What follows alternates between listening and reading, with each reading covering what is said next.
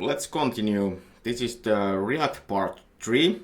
So we will add some features to this application and learn a bit more React things. Let's first start this our list of poems. How nice it would be that we would have a like buttons and like counter here in the poem. So it would be similar to those social media posts that you could click and like some parts. So actually that is very simple to do. So we basically need these use states. So let's have that one. This could be like likes. And of course we have this set likes. And it's a use state where default value is 0. Then we need to have a way to increase this. So let's have a method called increase likes. And of course this is very simple method. We only have set likes and this likes plus 1. So we have the original likes and then we add one more there. So this is the code part that is handling the back end of this likes things. Then we have here a poem, and besides this poem we would like to have a button. So let's just add a button, and this button of course has this on click method which is calling this increase likes. And we will need to also have the visible the likes. So this is inside the button. The button is ending here. We have the likes here, not here. And let's then add a heart here also. So we have these nice hearts here. And now if I want to like this poem or this poem, then we will have these likes here. So this is very simple way to have this like functionality. Now we can add a new poem and we can then like the poem. Yeah, but this was just to recap what we have done before. Then let's get a new thing. There is this kind of a thing that a material UI.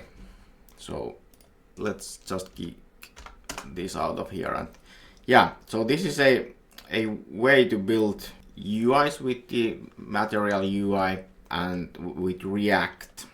So for example, let's now use this app part. So we have the menu in our application here. Let's now change it a bit. So first we need to install a few things. So let's npm install this MUI material and icons there. So and then a few more things. And then we have here a bit more stylish things. Now they should be working. And then we have this basic navigation here. We can just copy paste these codes and let's then hope that everything is working. So we don't need that. And then we have this code. Let's copy paste this one and let's replace this here, and then we have this one here, and it is going to replace this. It might work, and we are not running the site at all. Now we have I'm not quite sure if it's better or worse, but at least some kind of a different menu. So let's copy paste this here. Maybe that's then, yeah. Yes, of course this would be inside this hamburger menu, but we are not going any deeper into this. But if you want to quickly develop user interface, then this MUI is quite handy. There are plenty of components as with Bootstrap or the material UI we have been using before. All these handy components are listed here, so you can then just use them if you wish. So for example, you could have this kind of a rating controller. Instead of just likes, you could have a 5-star poems or 1-star poem. But that's not the key point in this video. Now we are trying to do some useEffect code that is used in different parts. So we are making one component that is then used in many parts. In the old days, you could have done that with the higher order component, but it's not recommended anymore. So we have the menu. So let's add two links here. I'm just putting them on the new line, and these are called posts and comments. So as we did in the previous video, we had these on the same page. We could change between post and comments. And now we are making two different pages to use the same, in a way, same backend, same system. So this one is posts and this one is comments. And of course we need these components.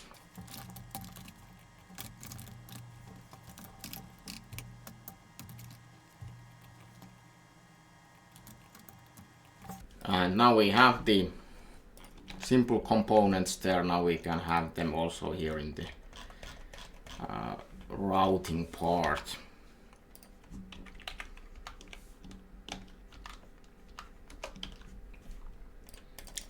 So posts, we are using the posts component, and then here we are using the comments component.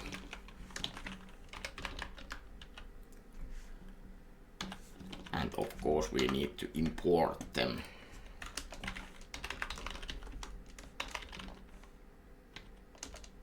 Well played. Yeah. So now we have all the components. Seems to be working. Let's go to this posts component and let's first have this fragment here so we can build our baits as we wish. Let's have this h2 working, and then we are going to need an interface called iPosts. Just simple. What we are getting there, we are getting a user ID, which is number. We are getting an ID, which is also number. We are getting a number. Title, which is a string, and then body, which is also string. This we are trying to fetch. And here in the post part we are using once again this JSON placeholder service, and now we are defining that we are getting posts here.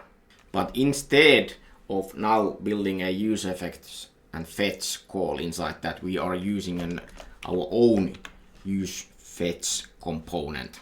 So let's have this. So const this, our useFetch is checking, then taking care of this fetching process. So it needs to have some parts like data, whether it's loading or not, and if there are errors or not. And useFetch is this component we are using. We need to build, of course, that component, and we are giving it the URL that is having. So the only thing we are giving this component is the URL. It will take care of the rest. And now we are getting back data, loading status or error, or actually all of them, because they are use states. Then we need to convert that data. We are getting some data. So this useFetch is a component that is so general that we do not know what kind of a data it is. But this is the data what we are having in this component. So let's build this const converted data, And the type is now of course this iPosts array, because there are plenty of data items. And we have the data and we are taking it as iPosts, like this. And now here, what we are then doing with the data, we can first check that what is the loading status. So if this loading is happening, it is true, then we can just have a tag here that we are loading data. So if it's taking plenty of time, we have very much data, or the connection is slow or something, then this kind of a message is visible. And when the loading is not visible, then this is not visible. The same goes with the error. So if some error happens, we can then print the error. So we are using these curly brackets inside curly brackets, but it should be working. And finally, if we have the data, so we have converted data, because that's what we are reading, converted data. And if that is there, then we can have just a div. And inside this div, we are going through this converted data with the map method. We will have a post, which type is iPost, and then let's have a div there, and this div has a key, which is this post.id, like this. Let's close this div. Inside this div, we are actually then showing the what is the one post. So we will have a post title and post body, like this. So now this should be fully functioning, and we are missing here an S. The only thing we now don't have is this useFetch, so let's build that. So we need another file. Now we are having a small u there.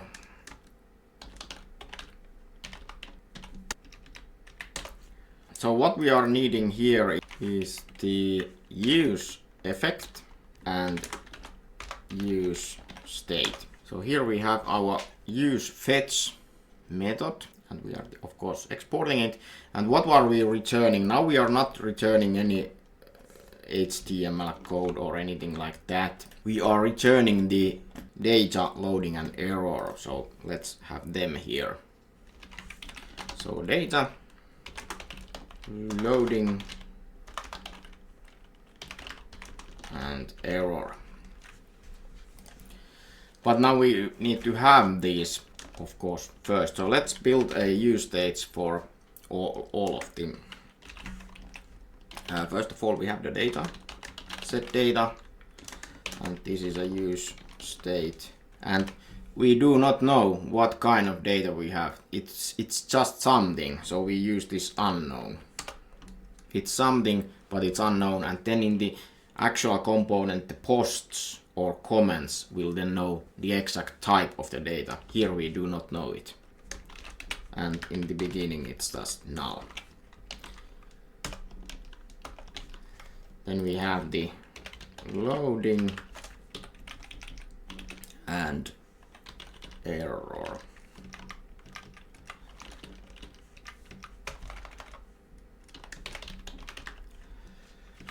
And this loading, now we of course know that it's Boolean because it's just true or false. And in the beginning it's true because it is loading. And this error is not unknown neither, it's string and the default is empty. Now we have our states there. Then we will need to build the use effect. So first let's have this kind of a abort controller.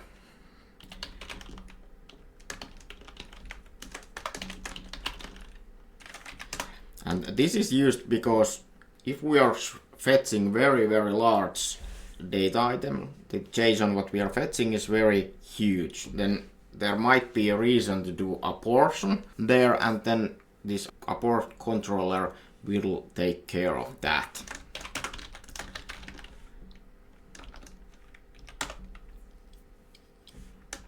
And then let's do the fetch operation. This is once again async method. As you can see, we will go deep down the code hierarchy here.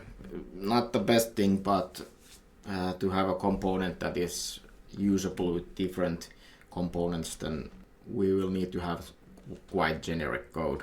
So let's try something. And then we can catch error, which is type of unknown. So what we are doing in the try part, let's have a response, which type is response, and we are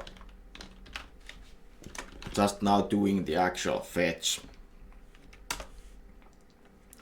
We have the URL, it should be here, I am missing it, and this is string. So we are fetching this URL, but we are also giving a second parameter, which is here a signal, and it's this our apport controller which is giving a signal.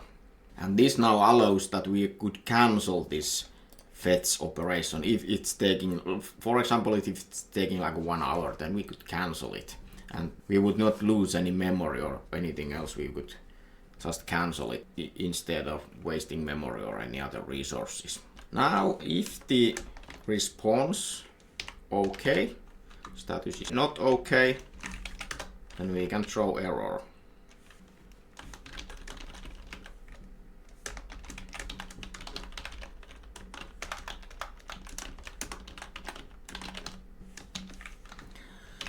Otherwise we have some data, and once again the type is unknown. We are not sure what it is. It's something.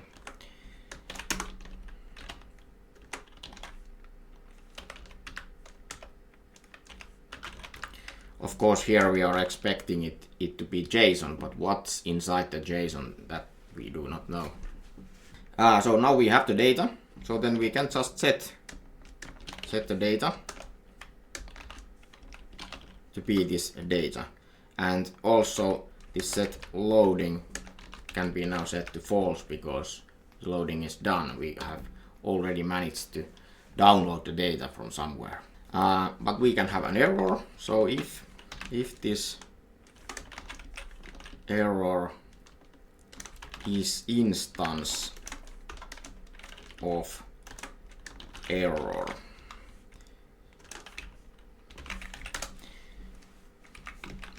typo. So if this, let's continue checking out what kind of error this is. Error.name equals abort error. Now we know that someone has aborted this our fetching process. Then we can just console log fetch aborted, else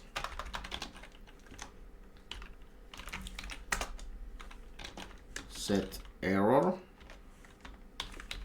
and of course this error has some message, so let's have that there. Set loading to false. Our loading has been ended, but the result was not successful, but still the loading is finalized. Now this is the useEffect. Here we have there fetch data, and we can now here call this fetch data method we just built here in the useEffect.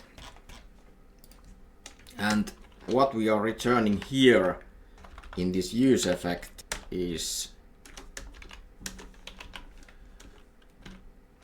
apport control apport. So what does this mean? So as I was mentioned, that this return clause, although it's in traditional, the return is the last part, here it is the first part. So when we are calling this method, the first part what we are doing, we are cleaning this. So we are apporting the previous fetch calls, we do not need them anymore, and then we are starting the new fetch process. This is how it's done with React and useFetch. It might sound a bit upside down, but when you use it a lot, then you get used to it. So, for example, we are pressing some kind of button very many times. So this would then start, let's say, 10 times. And it would take a lot of resources. It would be downloading the same data 10 times. But if every time we are starting the fetch call, we are apporting the old one. So we would only have the latest fetch call running there. That's why this apport controller is used here. And then when we are calling this use effect, now let's specify that we are calling it when the URL changes. If the URL stays the same, then we are not doing anything. And now this should work. Yes, let's then just import this use fetch.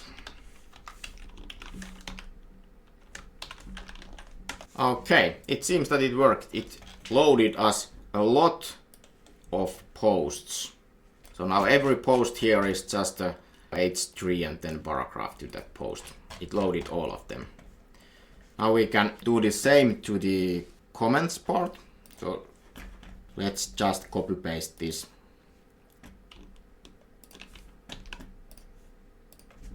Here, modify it iComments. It has a post ID, name, name. It has body, but there is also, oh no, there is also email. Like this. And then here we can copy paste this one here. And now we are not fetching post, but we are fetching comments. And the type, of course, here is now the iComments. And then we need to have this use fetch.